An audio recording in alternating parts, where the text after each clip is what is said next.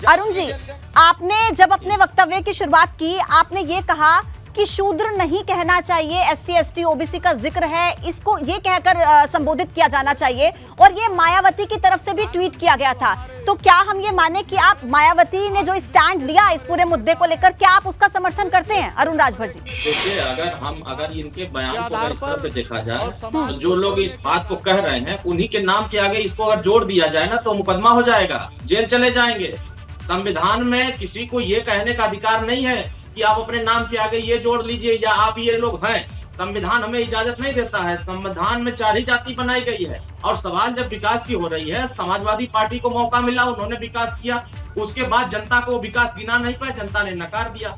बसपा को मौका मिला, उन्होंने भी विकास किया, उनको भी जनता के बीच में जाना पड़ा, जनता ने फिर उनके विकास को नकार दिया। बीजेपी को मौका मिला, वो भी विकास को लेकर के चर्चा किए, जनता के बीच में गए, उनको समर्थन मिला, दोबारा समर्थन मिल गया। तो कहीं न कहीं जिनको भी मौका मिला है जनता के हित में ही काम किए। कोई भी बजट बनती है तो जनता के हित में। लेकिन आज तक मैं सभी राजनीतिक दलों से ये पूछना चाहता हूं कि आज भी गरीब के बच्चों को अच्छी शिक्षा व्यवस्था क्यों नहीं हो पाई? आज भी टेबल बेंच ब्लैक बोर्ड अच्छे टीचर की व्यवस्था सरकारी स्कूल में क्यों नहीं हो पा रही है? प्राइवेट स्कूल महंगे फीस लेते जा रहे हैं, उनको अच्छी कॉपी किताब की जो है रेट बढ़ते चले जा रहे हैं। लेकिन जिस तरह सरकारी स्कूल है उस तरह प्राइवेट स्कूल की व्यवस्थाएं बदली नजर आ रही है, सरकारी बदहाल होती जा रही है। तो उसकी व्यवस्था सुधार करने के लिए जो विपक्षी बड़ी पार्टियां होती हैं, अगर इनको मुद्दा बनाते तो स्वयं भारतीय समाज पार्टी भी उस मुद्दे का समर्थन करती। बात वही अरुण राजभर जी, विकास का मुद्दा ही तो नहीं उठाया जा रहा, उसके अलावा हर मुद्दे को लेकर बहस हम देखते हैं, लेकिन विकास का मुद्दा कोई नहीं उठाता है। सुनील जी, एक सवाल मेरा आपसे। ठीक है अरुण जी, मैं लौट रही हूँ आपके पास, मैं लौटूंगी अब आपके पास। मुद्दा पर चर्चा करके आप वोट लेना चाहेंगे तो जनता वोट नहीं दे रही है इनको। ठीक है इनके कार्यकर्ता तो क्या जनता ये नहीं समझ रही है? अरुण राजभर जी, सवाल ये भी है, तो जनता ये भी तो देख रही है ना, आप धर्म और जाति के नाम पर अगर हिंसा फैलाने के इस तरीके से करेंगे तो क्या जनता ये नहीं समझ रही? जनता बहुत समझदार है, सब समझती है। सुनील जी, आप मेरे एक सवाल का जवाब दीजिए, आप संविधान को मानते हैं, हाँ या ना में जवाब दीजिएगा। आप संविधान को मानते हैं? सबसे पवित्र ग्रंथ मानते हैं। ठीक है, अब मेरा सवाल सुनिए आप, सुनील जी प्लीज। आप संविधान को मानते हैं तो संविधान के हिसाब से हर व्यक्ति को अभिव्यक्ति की आजादी है। अगर आप किसी भी पाठ्यक्रम से, किसी भी काव्य से अगर आप इत्तेफाक नहीं रखते हैं, ठीक है आप मत रखिए, लेकिन ये कह देना कि आप उसकी चौपाइयों को हटा दीजिए, क्या ये आस्था का विरोध नहीं है उन लाखों करोड़ों हिंदुओं की जो इसको लेकर लगातार आपका विरोध कर रहे हैं? अगर आप संविधान को मानते हैं तो क्या ये विरोध नहीं है संविधान का? बताइए। देखिए, आपने बहुत अच्छा सवाल किया, हम आपको धन्यवाद देते हैं। हम केवल ये जानना चाहते हैं कि रामचरितमानस इस देश में महत्वपूर्ण है या बाबा साहब का लिखा संविधान? आप बता दीजिए, दोनों में सबसे ज्यादा महत्वपूर्ण क्या है? संविधान के पहले पृष्ठ पर, संविधान के पहले पृष्ठ पर जी, आप मुझे एक बात बताइए सुनील जी, संविधान के पहले पृष्ठ पर किसका जिक्र है? संविधान के पहले पृष्ठ पर किसका जिक्र है सुनील जी, बताइए जरा।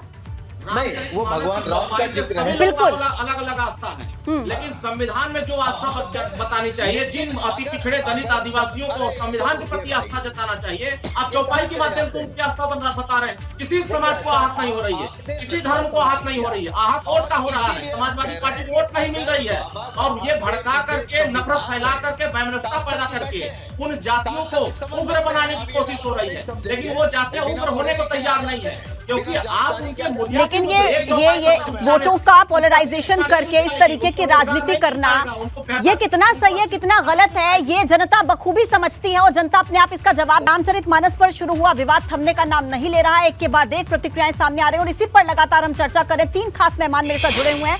बाबूराम निषाद जी, सवाल मेरा आपसे रहेगा, आपको नहीं लगता कि जो राजनीति का असल मकसद है उससे कहीं ना कहीं विचलित हो रहे हैं? क्योंकि जो मकसद होना चाहिए, जिस मुद्दे पर बात होनी चाहिए, उस पर बात नहीं होती है। क्या मानते हैं आप, ये हिंसा फैलाने की तो कोशिश है ना? अगर आप किसी को ऊपर या किसी को नीचे क्यों दिखाना है? सबको साथ लेकर के नहीं चला जा सकता क्या? बहन जी, ये जब विकास के बारे में चर्चा करेंगे तो भाजपा की सरकार के द्वारा, सरकारों के द्वारा किया हुआ विकास, आज़ादी के बाद पहली बार गांव तक बिजली, गांव तक सड़क, गांव तक पानी, गांव से नल से जल पानी, किसान सम्मान निधि, गरीबों को गैस का कनेक्शन और 80 करोड़ लोगों को अन्न उपलब्ध कराना, जो हमेशा गरीबी का नारा देते थे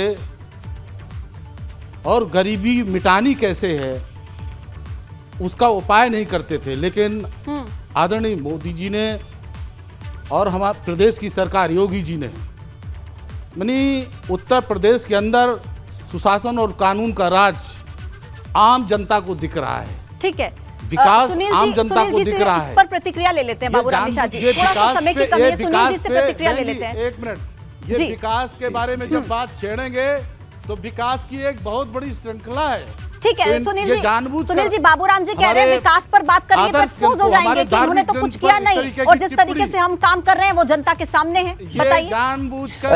देखिए मैं एक जानबूझकर हमारे धार्मिक ग्रंथ पर इस तरीके का कृत्य कर रहे हैं। रुक जाइए। और ये जवाब कृत्य सुन लीजिए इनके द्वारा बाबूराम जी, जवाब रुक सुनिए, जवाब जाइए, सुनिए। सुनील जी कुछ कह हमारे रहे हैं। धार्मिक ग्रंथ के साथ इस तरीके की टिप्पणी करना ठीक नहीं है।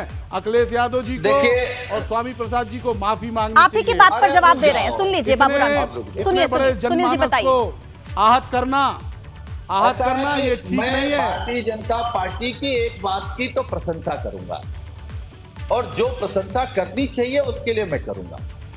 भारतीय जनता पार्टी इकलौती ऐसी पार्टी है जो 9 साल से देश में बिना कोई निर्माण किए राष्ट्र निर्माण कर रहे हैं। ये बहुत खूबसूरती से ये लोग राष्ट्र निर्माण कर रहे हैं। पूरा देश लगभग बेच दिया है। एयरपोर्ट किसने बेचा? कांग्रेस ने बेचा। रेलवे किसने बेची? LIC किसने बेची? पोर्ट कौन बेच रहा है? अरे आप तो देश को बचाने आए थे, देश बेचने लगे और आप उत्तर प्रदेश में विकास की बात कर रहे हैं। मैं माननीय सांसद जी आपसे कह रहा हूं, 5 नाम गिना दीजिए जो आपने काम किए हो 6 साल में। अभी उत्तर प्रदेश में ग्लोबल इन्वेस्टर समिट हो रही है, इससे पहले भी समिट हुई है। अभी बहुत मैंने निवेश ठीक है, आया ठीक है है। सुनील जी, निवेश ठीक है। गिनाए। आखिरी प्रतिक्रिया मैं ले लेती हूँ, आखिरी प्रतिक्रिया अरुण जी से। अरुण जी बताइए, अरुण जी की आखिरी प्रतिक्रिया रहेगी प्लीज सर, समय की थोड़ी सी कमी है। अरुण जी गिना दिए आपको। देखिए जब बात हो रही है श्री अखिलेश यादव जी हो साजन चाहे जी, बहन मैंने जी अभी हो चाहे कितने नाम श्री गिना मोदी दिए जी हो, विकास योगी के। जी हो। उत्तर विकास के प्रदेश मुद्दे के पर अंदर चर्चा करने की बात करते उत्तर हैं। प्रदेश के लेकिन अंदर विकास गुंडे होता किसका? प्रदेश से चाहे बाहर हैं कितना या भी तो जेल में इन्वेस्टमेंट हैं। कितना ही बजट बना और ले, जो लेकिन लूट जमीन पर मची हुई थी पहुंचाने उत्तर के लिए प्रदेश अगर में, अधिकारियों वो को टोटल पूरे बंद ठीक है। है, ठीक है, अभी ठीक है, ये पूरी वंदे डिबेट में आप मातरम लोगों ने बदमाश विकास या तो विकास प्रदेश विकास के किया, लेकिन जमीनी स्तर पर जो विपक्ष का काम होना चाहिए, जो सरकार का काम होना चाहिए, विकास को लेकर, उत्थान को लेकर, वो नजर कहाँ आता है? सबसे बड़ा सवाल यही है। खैर, आप सभी मेहमानों का हमारे साथ जुड़ने के लिए बहुत बहुत शुक्रिया। तो देखिए, यूपी की राजनीति में जो आप ये मुद्दा देख रहे हैं रामचरितमानस का, आखिर इस पर विवाद कब खत्म होगा, ये कब थमेगा, यही सबसे बड़ा सवाल बना हुआ है। क्योंकि पिछले 11 दिन बीत चुके हैं, लेकिन लगातार एक के बाद एक ट्वीट, पोस्टर सामने आ रहे।